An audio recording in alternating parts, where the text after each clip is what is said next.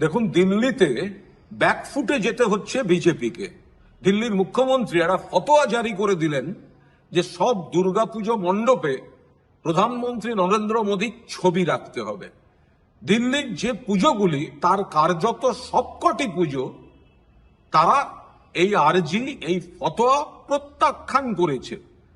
পুজোয় কেন নরেন্দ্র মোদীর ছবি থাকবে? কি কারণে থাকবে?